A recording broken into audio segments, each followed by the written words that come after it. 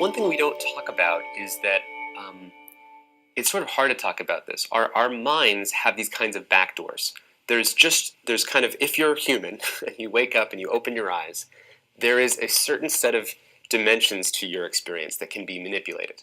When I was a kid, I was a magician, and you learn all about these limits. You know that short-term memory is about this long, and there's different reaction times, and if you ask people certain questions in certain ways, you can control the answer.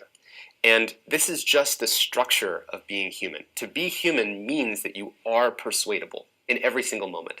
I mean, the thing about magic, as an example, is that magic works on everybody. Sleight of hand, right? It doesn't matter what language you speak, it doesn't matter how intelligent you are. It's not about what someone knows, it's about how your mind actually works.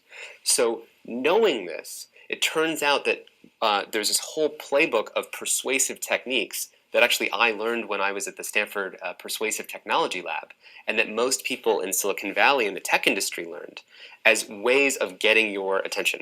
So one example is we are all vulnerable to social approval.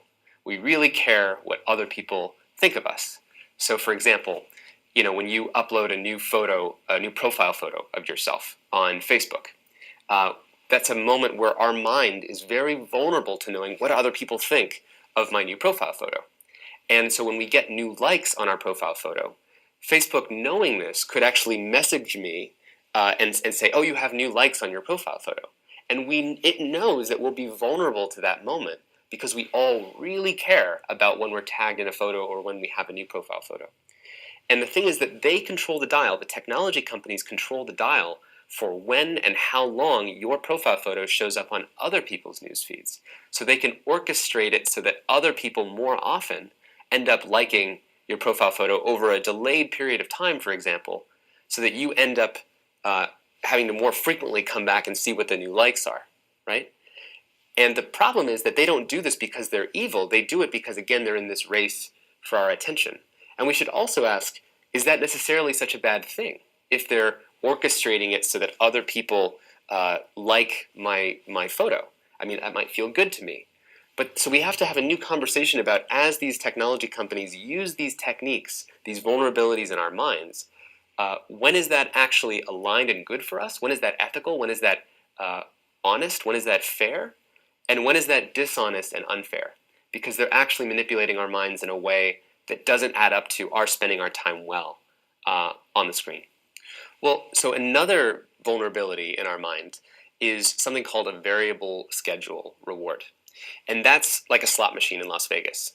It turns out that slot machines make more money in the United States than baseball, movies, and theme parks combined. People become addicted to slot machines. I think it's 2 to 3 times faster than any other kind of gambling in a casino. So it's insane. And why is that? Because it's very simple. You just pull a lever, and sometimes you get a reward, you know, and sometimes you don't. And the more random it is, and the more variable it is, the more addictive it becomes. And the thing is that turns our phone into a slot machine, because every time we check our phone, we're playing the slot machine to see, what did I get, right? Every time that we check our email, we're playing the slot machine to see, what did I get? Did I get invited to an interview at bigthink, or did I just get another newsletter, right? Or if you're on a dating site like Tinder, and when you're swiping, each swipe is you're playing the slot machine to see, did I get a match? I'm playing the slot machine to see, did I get a match? And the problem is that this dynamic, these variable schedule rewards, or the slot machine mechanic, is so powerful that it's the best thing at addicting people and putting you in the zone. One of the original designers of the Facebook newsfeed told me that the thing that made the newsfeed work at the very, very, very beginning, back in 2006, was in part a hardware innovation. And I looked at her and I said, what do you mean? And she said it was actually the scroll wheel on a mouse. Because with the scroll wheel on a mouse, your hand never had to leave its resting position. You just scroll to see the next thing.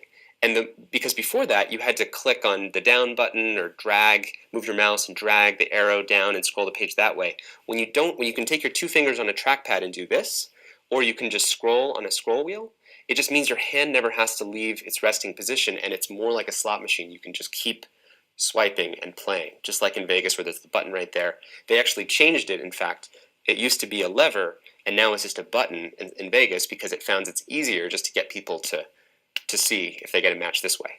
So how much on our phones, when we use our technology, Instagram is like a slot machine. What's going to come next on the feeds? Snapchat is a slot machine.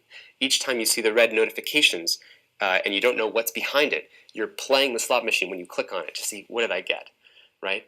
And so it's sprinkled all throughout these products because it's a very compelling way of getting people's attention.